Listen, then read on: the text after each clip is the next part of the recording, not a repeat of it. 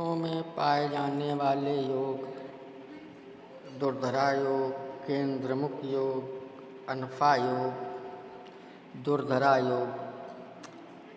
यदि हथेली में शुक्र पर्वत, सूर्य पर्वत एवं शनि पर्वत दबे हुए हों तथा सूर्य रेखा टूटी हुई हो तो दुर्धरा योग बनता है। जिसके हाथ में दुर्धरा योग होता है उस व्यक्ति का प्रारंभिक जीवन अत्यंत कष्ट के साथ व्यतीत होता है, परंतु उसका भाग्योदय जीवन के 36वें साल से प्रारंभ होता है और इस आयु के बाद वह आश्चर्यजनक रूप से प्रगति करता है।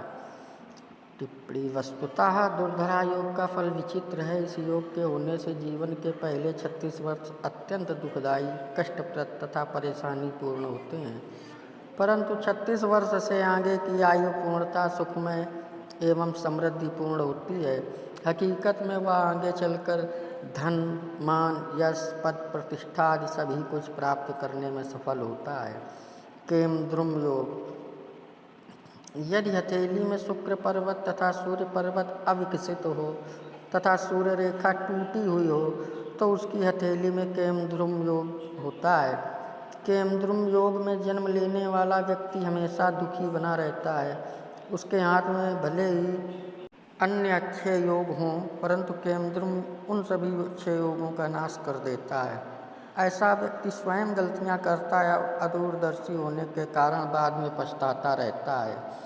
आर्थिक दृष्टि से ऐसा व्यक्ति बहुत अधिक गरीब होता है तथा जीवन में आजीविका के साधन बार बार बदलता है। ऐसा व्यक्ति हमेशा दूसरों पर निर्भर रहता है। कुछ विद्वानों का विचार है कि यदि भाग्य रेखा पुष्ट हो तो केमद्रुम भंग हो जाता है। इसके अलावा कुछ विद्वानों ने केमद्रुम भंग के अन्य तथ्य भी स्पष्ट किए हैं। निम्न स्थितियों में हाथ में होने पर केमद्रुम योग का प्रभाव उसके जीवन में नहीं रहता। मेरे कहने का तात्पर्य यह है कि यदि पथेली में केमद्रुम योग है परंतु निम्न स्थितियों में से कोई भी एक स्थित है तो केमद्रुम का असर उसके जीवन में नहीं रहता। यदि हथेली में सूर्य रेखा पूर्णता प्रबल, स्पष्ट तथा सीधी हो। 2. यदि सूर्य रेखा से कोई एक सहायक रेखा बुध पर्वत की ओर पहुंची हो। 3. शुक्र पर्वत स्पुष्ट तथा विस्तृत क्षेत्र वाला हो तथा उस पर किसी प्रकार के अन्य रेखाएं या जाल न हो। 4. चंद्र पर्वत पूर्ण विकसित हो तथा उससे एक छोटी रेखा निकलकर बुध पर्वत पर पहुंची हो। 5. हथेली में 4 मणिबंध पूर्ण एवं स्पष्ट हों। 6. हथेली में आयु रेखा, स्वास्थ्य रेखा, मस्तिष्क रेखा सीधी और स्पष्ट हो तथा इन तीनों का परस्पर पूर्ण संबंध बना हो। विशेष टिप्पणी। वस्तुतः हथेली में केमद्रुम योग होना अत्यंत दुखमय होता है। सामुद्रिक सुधा में लिखा है कि यदि किसी के हाथ में पूर्ण राजयोग तथा प्रबल भाग्य योग हो परंतु हथेली में केमद्रुम योग होने से उसका नाश हो जाता है तथा उन शुभ योगों का भी अशुभ फल मिलने लग जाता है। अनफा योग। जिसके हाथ में शुक्र क्षेत्र विस्तार लिए हुए प्रभावपूर्ण तथा इसके साथ ही साथ सूर्य रेखा तथा भाग्य रेखा का आगे चलकर संबंध बना हो तो हथेली में अनफा योग होता है। फल। जिसके हाथ में अनफा योग होता है उसका व्यक्तित्व अपने आप में पूर्ण प्रभाव युक्त एवं चुंबकीय होता है। वह दूसरों पर अपने व्यक्तित्व का प्रभाव डालने में समर्थ होता है। समाज में वह अपने कार्यों से विशेष सम्मानित होता है। ऐसा व्यक्ति अपने विचारों पर दृढ़ रहने वाला, समझदार, सद्गुणी तथा सुशील होता है। वह स्वयं का सम्मान चाहता है तथा दूसरों को भी सम्मानित करने की क्षमता रखता है।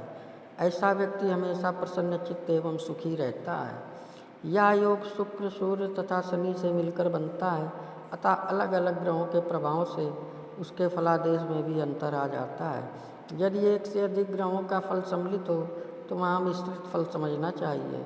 जैसे शुक्र। यदि हथेली में अनफा योग बन रहा हो, शुक्र पर्वत तथा शुक्र रेखा सबसे अधिक विकसित हो तो वह व्यक्ति प्रसिद्ध प्रेमी होता है तथा जीवन में अपनी पत्नी के अलावा अन्य कई स्त्रियों के संपर्क में आता है। वह व्यक्ति दूसरों के दिल को सम्मोहित करने की कला पूर्णता जानता है। शनि। यदि हथेली में अनफा योग हो और शनि पर्वत पूर्णतः विकसित हो तथा शनि रेखा भी प्रभावपूर्ण हो तो ऐसा व्यक्ति भाग्यवान होता है एवं प्रसिद्ध कुल में जन्म लेकर सुखमय जीवन व्यतीत करता है।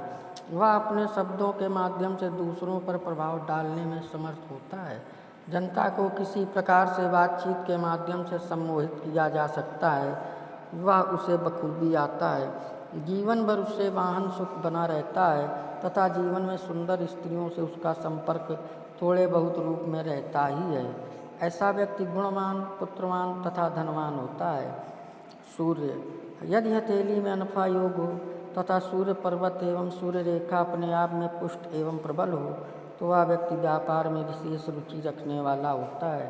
साथ ही साथ काव्य, संगीत तथा कलाओं में भी वह निपुण होता है। ऐसा व्यक्ति नौकरी में विशेष सफलता प्राप्त करता है तथा शीघ्र ही उच्च पद प्राप्त करने में सफल हो जाता है। उसका शरीर अपने आप में स्वस्थ एवं आकर्षक होता है तथा उसके व्यक्तित्व का प्रभाव उसके मिलने वालों पर पड़ता है, जिसकी वजह से समाज में अत्यंत लोकप्रिय होता है। ऐसा व्यक्ति अपने जीवन में सुखी, सफल एवं आनंदमय जीवन व्यतीत करता हुआ समाज में सम्मानित होता है। ये था दुर्धरा योग, केंद्रुम योग, अनफा योग से संबंधित एक छोटी सी जानकारी। आपको हमारा वीडियो कैसा लगता है कमेंट्स में बताएं। सब्सक्राइब करें, लाइक करें, शेयर करें। नमस्कार।